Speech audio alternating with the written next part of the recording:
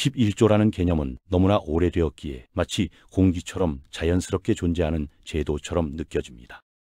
그러나 그 기원을 추적해보면 예상보다 훨씬 복잡하고 훨씬 정교하며 무엇보다 인간 공동체의 필요와 지혜가 깊이 스며 있는 제도였다는 사실을 확인할 수 있습니다. 오늘의 이야기는 바로 그 기원을 다시 펼쳐보는 데서 시작됩니다. 사람들은 흔히 11조를 신앙 행위로만 받아들이지만 이 제도가 처음 등장한 시대의 사람들은 단순한 헌금 이상의 의미를 부여했습니다. 그들은 이 제도가 공동체를 보호하고 위기를 대비하며 어지러운 시대 속에서 삶을 지탱해줄 하나의 기반이 되리라 보았습니다. 그 믿음은 단순한 종교적 의무를 넘어 생존 전략에 가까웠습니다. 11조가 가장 오래된 기록에 등장한 시대는 국가제도가 정교하게 갖추어지기 이전이었습니다. 물물 교환이 일상적이었고 화폐라는 체계가 아직 제대로 정립되지 않았던 시기였지요. 그 혼란 속에서 사람들이 의지할 수 있었던 것은 공동체 내부의 신뢰와 분배의 균형이었습니다. 11조는 바로 그 균형을 유지하기 위해 탄생했습니다. 그렇다면 이 제도는 누가 왜 만들었을까요? 11조의 초창기 목적은 분명했습니다. 공동체의 유지, 신전의 보수, 사제들의 생계, 고아와 과부, 나근객과 같은 취약계층의 보호, 당시에는 사회복지 시스템이 없었기 때문에 이러한 역할을 종교 공동체가 맡아야 했습니다. 11조는 공동체 전체가 함께 부담하는 보이지 않는 사회 안전망이었습니다. 특히 전쟁과 기근, 가뭄이 잦았던 고대 근동 지역에서는 생존을 위해 곡물과 가축을 일정량 비축하는 일이 매우 중요했습니다. 11조는 이러한 재난 대비 시스템의 핵심 동력이 되었습니다. 다시 말해 그 시대의 11조는 공동체를 살리기 위한 가장 효과적인 위기관리 전략이었습니다. 종교 지도자들은 이 제도가 갖는 힘을 일찍부터 깨달았습니다. 이것은 단순한 헌납이 아니라 공동체 전체의 질서를 유지하는 장치라는 것을 말이죠.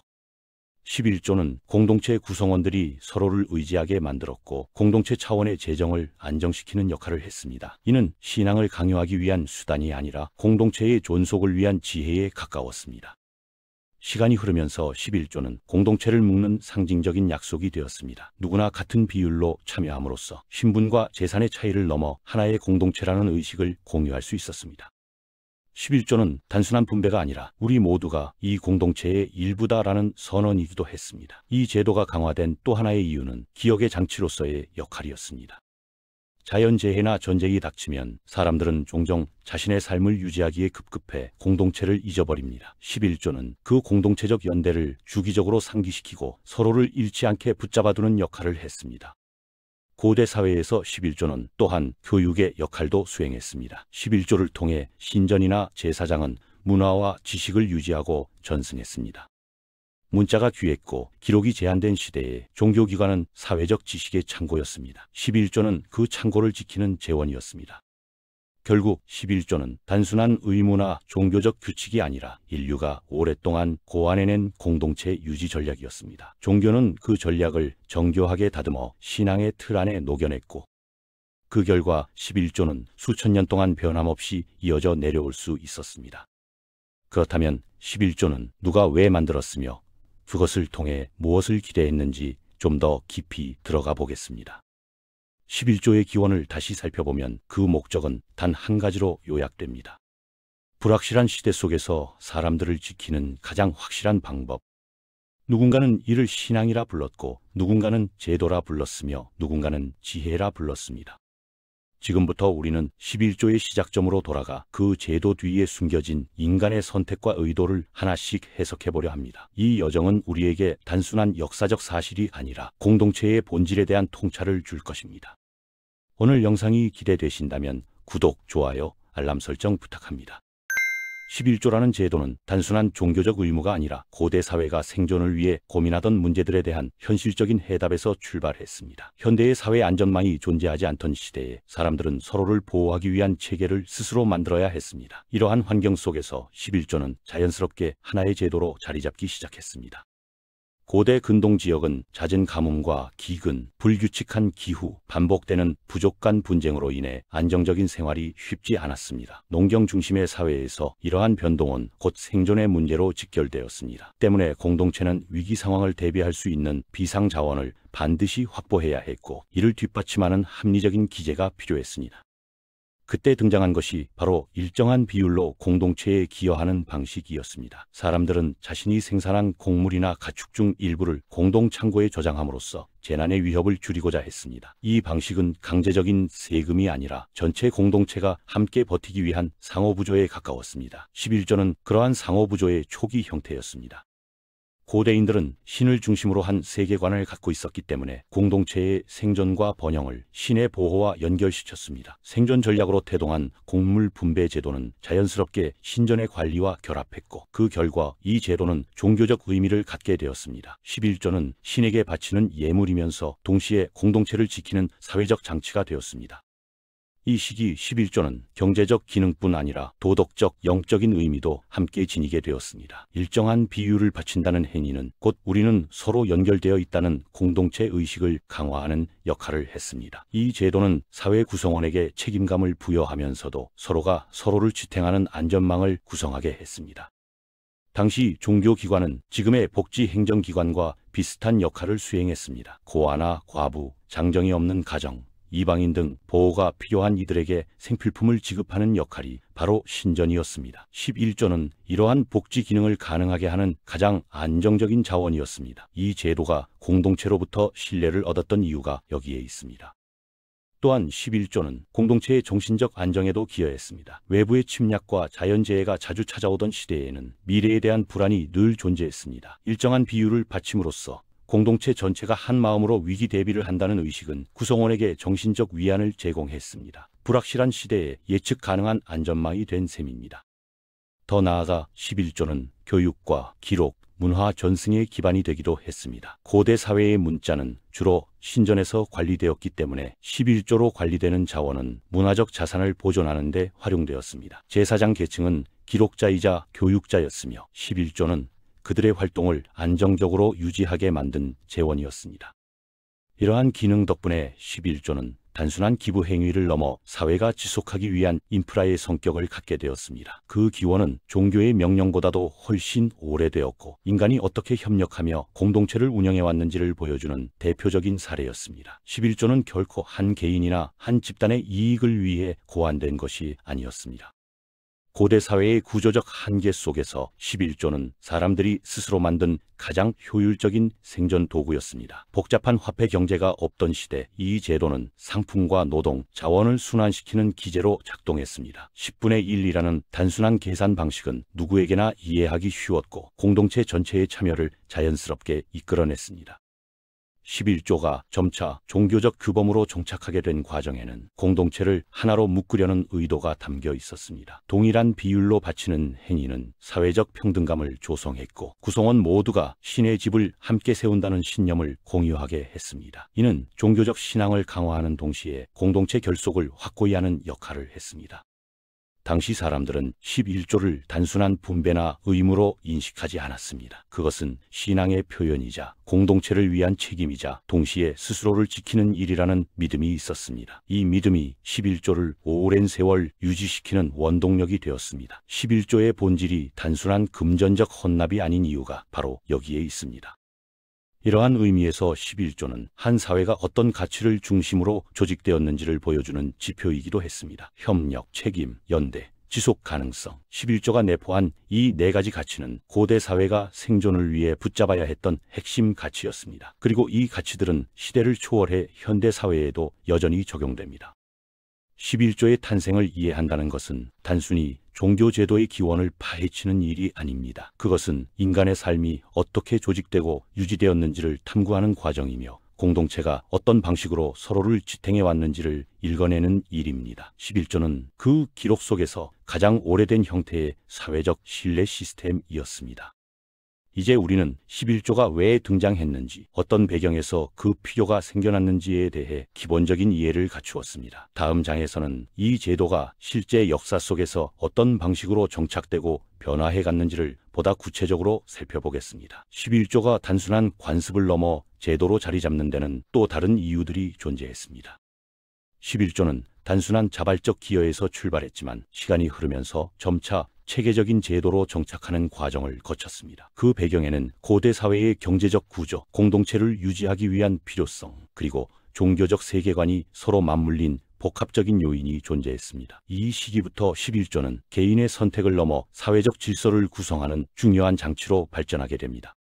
고대 사회는 대부분 농경을 기반으로 했기 때문에 생산물의 분배와 비축이 생존을 좌우했습니다. 농사는 천혜의 조건과 기후에 크게 의존했기 때문에 어떤 해는 넘치도록 수확이 있었고 어떤 해는 극심한 흉작에 시달렸습니다. 이 불안정성을 완충하기 위해 공동체는 수확물을 일정량 모아두는 방식을 도입했습니다. 이 과정에서 11조의 개념은 자발적 기여에서 보다 공식적인 분배 규칙으로 성장했습니다.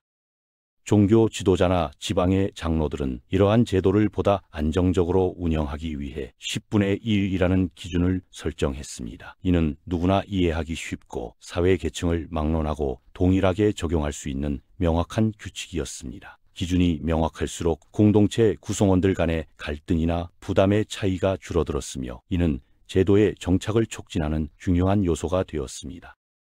이 시기부터 11조는 단순한 약속이 아니라 공동체 전체의 의무로 받아들여졌습니다. 구성원들은 11조를 통해 공동체가 지속될 수 있다는 것을 충분히 경험하고 있었기 때문에 이 제도는 강제적이기보다는 책임을 나누는 질서로 인식되었습니다. 고대 사회의 사람들은 이 제도를 통해 공동체의 일원이자 보호받는 구성원이라는 소속감을 더 강하게 느끼게 되었습니다.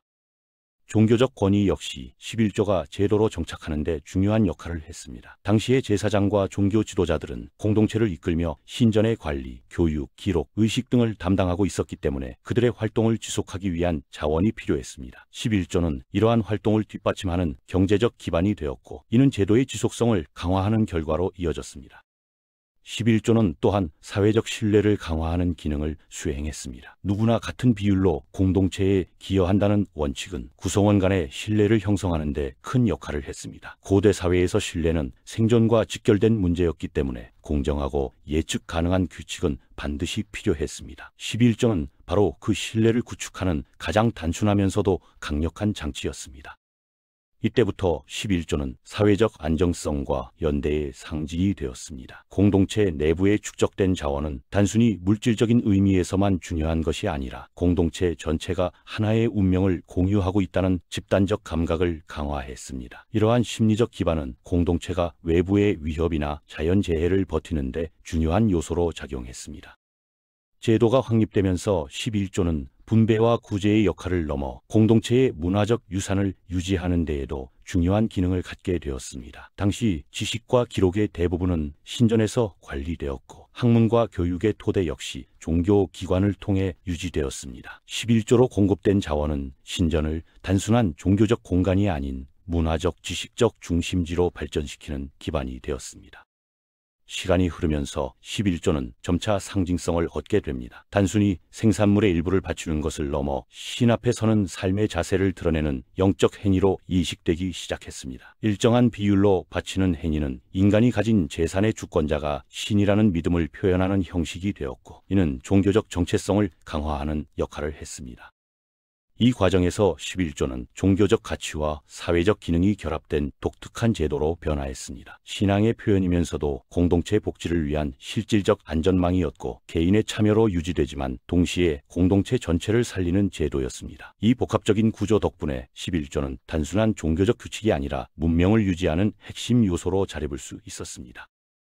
제도가 안정되자 11조는 법적, 문화적 전통으로 자리잡기 시작합니다. 특정 지역이나 부족에서는 11조를 통해 축적된 자원을 기반으로 새로운 공동체 활동을 확장하기도 했습니다. 예를 들어 축제나 공공의식을 운영하거나 공동체 기반 인프라를 확충하는 일에도 11조가 활용되었습니다. 이는 11조가 공동체의 성장과 번영에 실질적으로 기여했음을 보여주는 사례입니다. 고대 사회에서 11조는 공동체를 유지하고 보호하는 가장 체계적인 방법이었습니다. 복잡한 법이나 재정 체계가 존재하지 않던 시대에 이 제도는 단순함과 공정함이라는 두 가지 장점을 동시에 갖추고 있었습니다. 누구나 이해할 수 있고 누구나 참여할 수 있는 제도였기 때문에 세대가 바뀌어도 쉽게 변질되지 않았습니다. 11조가 제도로서 정착한 이유는 단 하나의 요인 때문이 아니었습니다. 생존을 위한 현실적 필요, 종교적 신념, 사회적 신뢰의 구축, 교육과 문화의 유지, 공동체의 연대 강화, 이 모든 요소가 11조라는 제도 안에서 조화를 이루었고 그 결과 11조는 역사 속에서 가장 오래 살아남은 제도 중 하나가 되었습니다. 결국 11조는 단순한 종교적 행동을 넘어 공동체가 어떻게 스스로를 유지하고 번영시켰는지를 보여주는 증거입니다. 이 제도는 공동체가 서로를 지탱하는 가장 원초적 형태의 솔루션이자 고대 문명이 선택한 가장 실용적이고 지속 가능한 방식이었습니다. 이제 우리는 11조가 어떻게 탄생했고 어떤 배경에서 제도로 정착했는지를 살펴보았습니다. 다음 챕터에서는 이 제도가 어떻게 발전하거나 변화해 왔는지, 그리고 그 과정에서 발생했던 다양한 의미의 확장에 대해 심층적으로 탐구해 보겠습니다. 11조는 처음 등장했을 때에는 공동체의 생존을 위한 가장 실용적인 장치였습니다. 그러나 세월이 흐르고 사회 구조가 복잡해지면서 이 제도는 단순한 생존 시스템을 넘어 점차 깊은 상징적 의미를 갖게 되었습니다. 사람들은 11조를 통해 자신의 신앙을 확인하고 공동체의 질서와 정체성을 유지하려는 마음을 드러냈습니다. 처음에는 생산물의 일부를 바치는 실질적 행위에 집중되었지만 시간이 흐르자 11조는 공동체의 영적 기반을 지키는 상징으로 확대되었습니다. 고대인들은 이 제도를 통해 우리 공동체는 신의 보살핌 아래 있다는 의식을 공유했으며 이는 안정과 연대감을 강화하는 효과를 가져왔습니다. 역사적 기록을 보면 11조는 단순히 물질적 기여를 넘어 삶의 질서를 세우는 규범으로 자리 잡습니다. 일정한 비율을 바친다는 것은 개인이 가진 모든 것이 궁극적으로 신에게서 왔다는 믿음을 표현하는 방식이었습니다. 이러한 관념은 공동체 구성원들에게 지속적인 자기 점검의 기회를 제공했습니다. 11조는 또한 공동체의 균형을 잡는 역할을 했습니다. 당시 사회는 재산 격차가 컸기 때문에 일정 비율로 바치는 방식은 상대적으로 공정한 기여 체계를 형성했습니다. 가난한 이들도 공동체의 일원으로서 참여할 수 있고 부유한 이들도 비율에 따른 책임을 나누게 되었습니다. 이는 공동체 내에서 상호 존중과 균형을 만드는 데 기여했습니다. 그러나 시간이 흐르면서 11조는 종교제도와 국가제도 속에서 각각 다르게 해석되고 활용되는 시기를 맞게 됩니다. 어떤 지역에서는 11조가 공공재정의 주요 수입으로 쓰이기도 했고 어떤 문화권에서는 신전의 유지와 사제계층의 생활을 안정시키는 자원으로 기능했습니다. 이렇게 기능이 확장되는 과정에서 11조는 사회 변화의 영향을 자연스럽게 받게 됩니다. 변화가 많았음에도 불구하고 11조의 핵심 정신은 여전히 공동체 보호에 있었습니다. 고대 사회에서 11조는 항상 취약한 사람들을 돕고 재난에 대비하며 공동체 전반이 함께 살아남을 수 있게 하는 안전망 역할을 했습니다. 이 정신이 유지되는 한 11조는 건강한 공동체의 기반이라고 평가될 수 있었습니다. 하지만 역사적 흐름을 보면 때로는 그 본래 목적에서 벗어나는 사례도 등장합니다. 11조가 지나치게 제도화되거나 특정 계층의 생활을 과도하게 보장하는 데 초점을 맞추는 경우가 나타난 것입니다. 이러한 변질은 11조를 부담으로 느끼게 만들었고 공동체 내 신뢰를 약화시키는 원인이 되기도 했습니다. 이 지점에서 중요한 질문이 제기됩니다. 11조는 누구를 위해 존재하는가?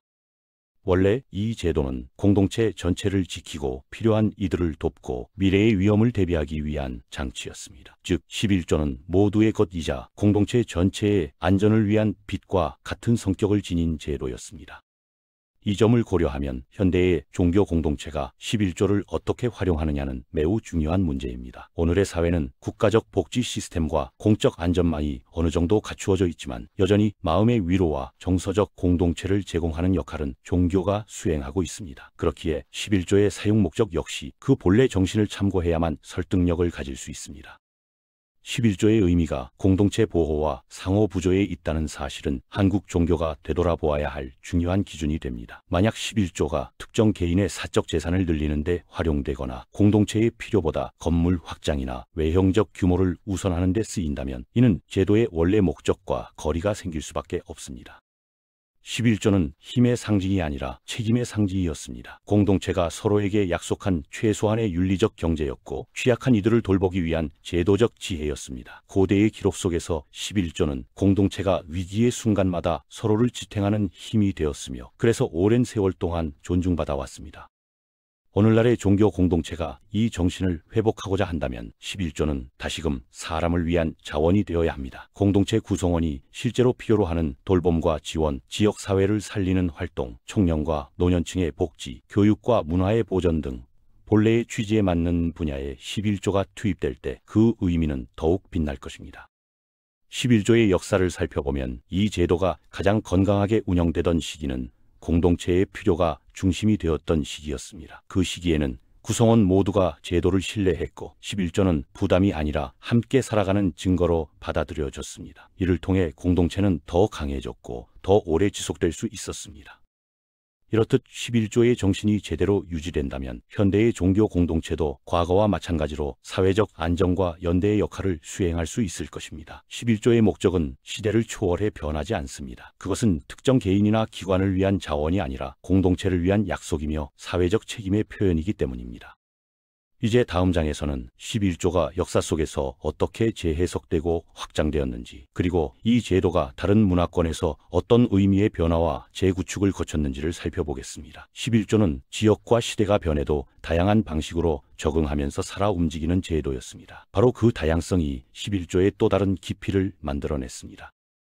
11조가 특정 종교만의 제도로 자리 잡기까지는 긴 시간이 필요했습니다. 이 제도는 여러 문화권과 시대를 거치며 각기 다른 의미를 부여받았고 사회 구조에 맞춰 변형되기도 했습니다. 그 과정에서 11조는 단순히 경제적 기여를 넘어 공동체와 신앙의 성격을 형성하는 중요한 기제가 되었습니다. 시대가 변했음에도 11조가 사라지지 않고 지속된 이유는 바로 이 적응성에 있습니다. 고대 근동 지역에서 출발한 11조는 먼저 종교적 제도와 결합하며 하나의 전통으로 정착했습니다. 종교 공동체는 11조를 통해 신전의 기능을 유지하고 사제들의 생활 기반을 마련하며 교육과 기록 전달을 지속할 수 있었습니다. 당시 신전은 단순한 제사 공간이 아니라 사회 운영의 중심이었기 때문에 11조는 공동체의 안정과 직결된 자원이었습니다. 이후 11조는 경제적 관점에서도 중요한 의미를 갖게 됩니다. 국가가 체계적인 세금 제도를 갖추기 전까지 11조는 지방 공동체의 공공재 역할을 수행했습니다. 공동체 구성원들은 수확의 일정 비율을 바침으로써 공동체의 생존이라는 공동 목표를 실천했습니다. 이는 사회적 신뢰와 연대감을 강화하는 결과를 낳았고, 이러한 경험은 11조의 정당성을 더욱 공고히 했습니다. 특히 이동이 잦고 국가 경계가 확실하지 않던 고대 사회에서는 공동체 중심의 자원 관리가 절대적으로 필요했습니다. 11조는 부족 사회와 초기 도시 국가에서 같은 원리로 작동했습니다. 참여자 모두가 정해진 비율을 지키는 방식은 공정성, 예측 가능성, 안정성을 동시에 만족시켰기 때문에 쉽게 변형되지 않았습니다. 이 단순한 구조가 11조의 가장 큰 강점이었습니다. 유대 사회와 초기 종교 공동체에서는 11조가 더욱 영적 상징성을 얻게 됩니다. 이때 11조는 단순히 공동체 기여를 넘어 신의 섭리에 대한 신뢰를 표현하는 행위로 확장되었습니다. 자신의 수확 중 10분의 1을 기꺼이 내놓는다는 것은 미래에 대한 불안보다 신앙을 앞세우는 결단이라는 의미를 지녔습니다. 이러한 신앙적 해석은 11조를 강력한 제도로 발전시키는 요소가 되었습니다. 중세 유럽에서는 11조가 보다 제도화됩니다. 지역마다 차이는 있었지만 대부분의 공동체는 11조를 통해 교회의 복지활동, 교육, 자선사업을 지원했습니다. 교회는 병자와 가난한 이들을 돌보는 주요 기관이었으며 11조는 그 기능을 유지하는 가장 안정적인 재원이었습니다. 이러한 전통은 공동체 내부에서 교회에 대한 신뢰를 강화했습니다. 이 과정에서 11조는 사회제도와 종교 전통의 양쪽 기능을 동시에 수행했습니다. 한편으로는 공동체의 안전망이자 복지구조였고, 다른 한편으로는 영적 헌신의 상징이었습니다. 이러한 이중적 성격은 11조가 다양한 문화권에서 변형되면서도 그 본질을 유지할 수 있게 한 중요한 요인입니다. 근대 이후 국가 중심의 복지체계가 등장하면서 11조의 역할은 일부 변화하게 됩니다. 사회 안전망이 국가에 의해 제공되기 시작하자 11조는 점차 종교 공동체 내부의 운영과 영적 활동에 집중되는 경향이 나타났습니다. 그러나 이러한 변화 속에서도 11조가 사라지지 않고 유지된 이유는 사람들이 공동체를 필요로 한다는 사실이 변하지 않았기 때문입니다. 특히 한국처럼 공동체적 가치가 강한 문화권에서는 11조가 단순한 종교적 의무를 넘어 삶의 태도를 나타내는 지표로 받아들여지기도 했습니다. 경제적 이유를 넘어 나보다 공동체를 우선한다는 마음가짐, 그리고 삶의 일부를 기꺼이 내어놓는다는 윤리가 신앙과 결합해 11조의 의미를 더 깊게 만들었습니다. 그러나 시대가 변하면서 몇 가지 도전도 나타났습니다. 11조가 공동체보다 제도 운영에 더 큰 비중을 두거나 외형적 확장에만 집중하는 방식으로 해석될 때 제도 본연의 목적은 흐려질 수 있었습니다. 11조는 처음부터 공동체의 필요를 중심에 두고 만들어진 제도였기에 그 목적을 벗어난 사용은 사람들의 신뢰를 약화시키는 결과를 낳기도 했습니다. 11조의 본래 목적이 공동체 보호와 상호 부조에 있다는 사실을 기억한다면 현대 종교 공동체가 11조를 바라보는 관점에도 중요한 기준이 마련될 수 있습니다. 과거의 사회가 생존을 위해 11조를 세웠듯 오늘날의 종교 공동체도 사회적 취약계층을 돕고 지역사회를 지탱하며 신앙의 가치를 실천하는 데 11조를 활용한다면 그 의미는 훨씬 깊어질 것입니다. 11조는 단순히 재정을 모으기 위한 수단이 아니라 공동체가 서로를 잊지 않기 위한 약속이었습니다. 이 약속이 올바르게 지켜질 때 사람들은 11조를 부담이 아니라 공동체의 일부로 받아들였습니다. 바로 이 신뢰의 정신이 11조가 오랫동안 존중받아온 이유입니다. 결국 11조의 재해석 과정은 공동체가 시대적 요구에 따라 어떤 방향으로 변화해 왔는지를 보여주는 일종의 거울입니다. 어떤 시대는 생존을 위해, 어떤 시대는 영적 성장을 위해, 또 다른 시대는 사회적 책임을 위해 11조를 필요로 했습니다. 11조는 시대와 문화가 달라져도 여전히 공동체의 중심에서 중요한 의미를 지니고 있습니다. 11조가 오랜 세월을 건너며 유지될 수 있었던 이유는 그 단순한 구조와 변함없는 목적에 있습니다. 네모난 건물이 아니라 사람을 위한 제도였고 외형을 위한 것이 아니라 공동체적 가치를 지키기 위한 약속이었습니다. 이 정신이 살아있다면 11조는 앞으로도 여전히 유효한 제도로 남을 것입니다. 이제 다음 장에서는 현대사회에서 11조가 어떤 의미를 갖고 있으며 오늘날 종교 공동체가 이 제도를 어떻게 이해하고 운영해야 하는지에 대해 살펴보겠습니다. 과거의 의미를 현재로 가져오는 과정은 11조를 더욱 가치 있게 바라보는 중요한 단계가 될 것입니다. 현대사회는 고대사회와 달리 국가적 차원의 복지제도와 사회 안전망이 일정 부분 갖추어져 있습니다. 그럼에도 불구하고 11조가 여전히 의미를 지니는 이유는 이 제도가 단순한 재정적 기능을 넘어 공동체의 정체성과 신앙적 실천을 상징하기 때문입니다. 11조는 물질적 기여 이상의 가치를 내포하는 제도이며 오늘날의 종교 공동체가 그 의미를 어떻게 해석하느냐에 따라 그 역할은 더욱 깊어질 수 있습니다. 첫째로 11조는 공동체 의식의 재확인을 돕는 제도입니다. 빠르게 변화하는 현대 사회에서는 개인이 쉽게 고립되기 쉽습니다. 이러한 시대적 환경에서 11조는 나는 이 공동체의 일원이다라는 소속감과 책임감을 되새기게 하는 역할을 수행합니다. 이는 공동체가 형식적인 모임이 아니라 실제로 서로에게 의지하는 관계임을 확인하는 과정이기도 합니다. 둘째로 11조는 신앙의 표현이라는 측면에서도 중요합니다. 종교적 전통 속에서 11조는 오랫동안 헌신과 신뢰의 상징으로 여겨졌습니다. 자신의 일부를 기꺼이 내어놓는 행위는 신앙의 중심 가치인 겸손, 나눔, 순종을 구체적으로 표현하는 방식이 되었습니다. 이러한 실천은 공동체 구성원에게 영적 성찰의 기회를 제공하며 신앙의 깊이를 더해줍니다. 그러나 현대사회에서 11조를 단순히 종교적 의무로만 접근한다면 그 의미는 쉽게 퇴색될 수 있습니다. 11조의 가치는 강요가 아니라 자발성에 있습니다. 11조는 마음으로 이루어지는 행위일 때 가장 큰 의미를 갖습니다. 억압이나 부담으로 느껴지는 순간 제도는 공동체를 하나로 묶는 역할을 잃게 됩니다. 그렇기 때문에 현대 종교 공동체는 11조의 본래 정신을 온전히 이해할 필요가 있습니다. 이 지점에서 중요한 이야기가 있습니다. 11조는 처음부터 공동체의 연대를 강화하고 취약한 이들을 보호하며 함께 살아가기 위한 최소한의 약속으로 만들어졌습니다. 그 기원은 사사로운 이익과 거리가 멀고 공동체 전체의 조화를 지키기 위한 지혜에 기반했습니다. 이러한 본래의 목적이 오늘날의 종교 공동체에서도 여전히 유효하다는 사실은 잊지 말아야 합니다. 만약 11조가 개인의 사적 재산 축적이나 특정 기관의 외형적 확장에만 사용된다면 이는 제도의 본래 정신에서 벗어날 위험이 있습니다. 11조는 공동체를 세우기 위한 자원이지 건축물의 규모나 외형적 영향력을 높이는 데 집중하기 위한 자원이 아니었습니다. 이 점에서 현대 종교는 스스로의 사용 목적을 끊임없이 점검해야 합니다.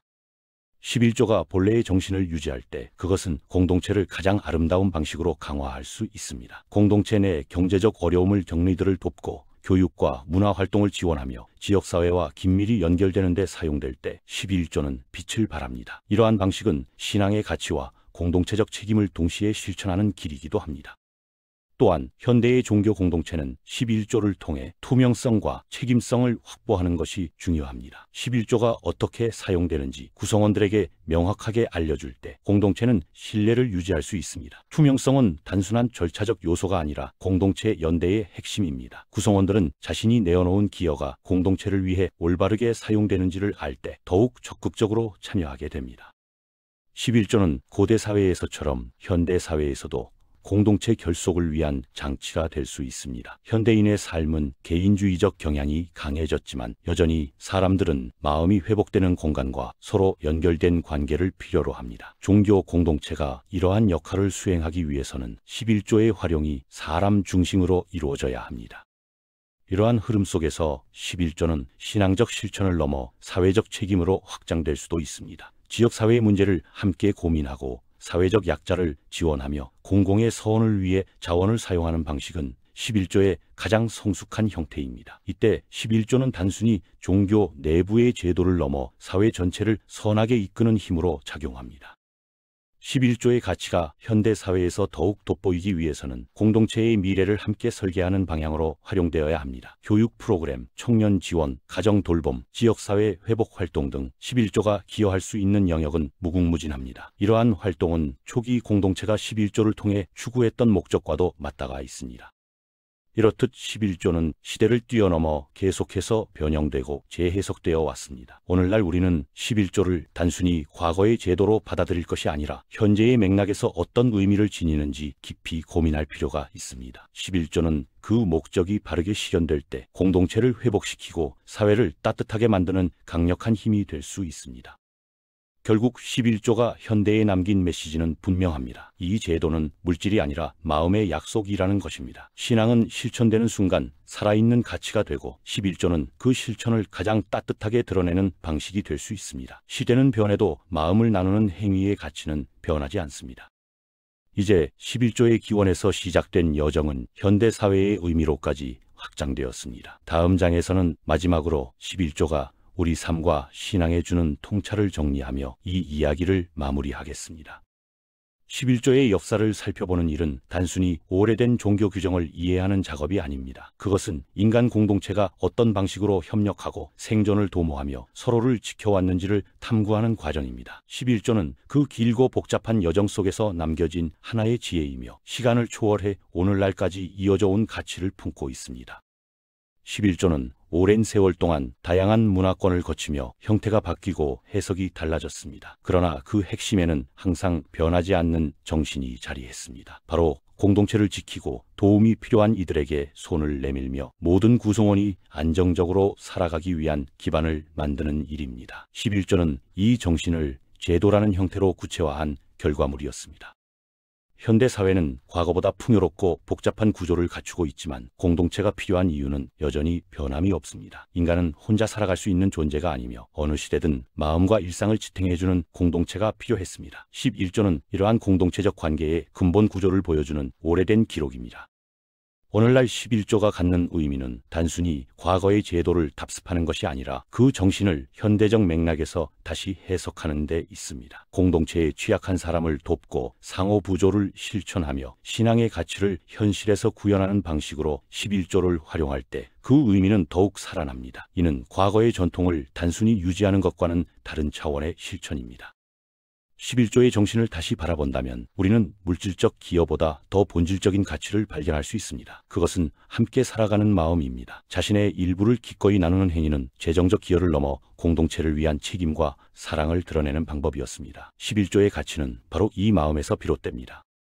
오늘날 종교 공동체가 이 정신을 지키고자 한다면 11조를 사용하는 목적을 끊임없이 점검하는 일이 중요합니다. 공동체를 돕는 일보다 외형적 확장에 집중하거나 제도를 운영하는 사람만을 위한 방식으로 자원이 흐른다면 11조의 본래 목적은 희미해질 수 있습니다. 제도의 건강함은 목적의 순수성에서 비롯됩니다. 11조가 공동체를 지켜온 제도였다면 이제는 그 공동체가 11조의 정신을 지켜야 할 차례입니다. 이는 단순히 제도 운영의 문제가 아니라 신앙을 실천하고 공동체를 건강하게 유지하기 위한 원칙입니다. 11조가 처음 만들어진 이유를 되새길수록 현대 공동체가 나아가야 할 방향도 더욱 분명해집니다.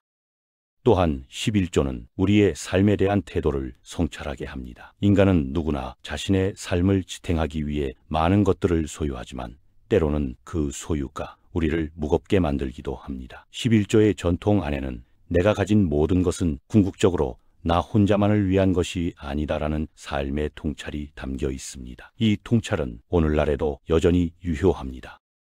11조는 시대와 문화가 변해도 결코 사라지지 않은 이유가 있습니다. 그것은 인간이 본질적으로 관계를 통해 살아가는 존재라는 사실을 반영하기 때문입니다. 공동체의 안녕을 위해 스스로 나누고 서로를 지탱하는 마음은 어느 시대에나 필요한 가치였고 11조는 그 가치를 제도의 형태로 정리한 결과입니다. 결국 11조를 이해한다는 것은 인간이 어떻게 공동체를 형성하고 유지해 왔는지를 이해하는 일입니다. 이는 종교를 넘어서 인류학적, 사회학적 의미를 갖는 탐구라고 할 수 있습니다. 11조의 역사는 인간관계의 역사이며 연대의 기록이자 서로의 삶을 지키기 위한 노력의 흔적입니다. 오늘을 살아가는 우리가 이 제도로부터 얻을 수 있는 통찰은 명확합니다. 공동체를 지키는 일은 제도나 법률만으로 이루어지지 않습니다. 그것은 결국 한 사람 한 사람이 마음을 모아 책임을 나누고 서로를 위해 작은 희생을 기꺼이 받아들이는 데에서 시작됩니다. 11조의 정신은 바로 이 지점을 가리키고 있습니다. 우리의 삶에도 이러한 정신이 필요합니다. 11조는 특정 종교의 전통에 머무르는 제도가 아니라 인간이 서로를 돌보는 방식을 배우게 하는 오래된 교훈입니다. 물질의 일부를 나눈다는 것은 결국 마음의 일부를 함께 나누는 일이며 공동체를 지키는 일은 곧 나 자신을 지키는 일과도 연결됩니다. 이제 11조의 기원에서 출발한 긴 여정을 마무리하면서 우리는 한 가지 중요한 질문과 마주하게 됩니다. 과연 우리가 지켜야 할 것은 무엇이며 어떤 방식으로 그것을 후대에 전해야 할까요? 11조는 그 답을 직접 말하지 않지만 바른 마음과 책임 그리고 서로를 위한 약속이 공동체를 가장 넓고 깊은 방식으로 지켜온다는 사실을 조용하게 일깨워줍니다.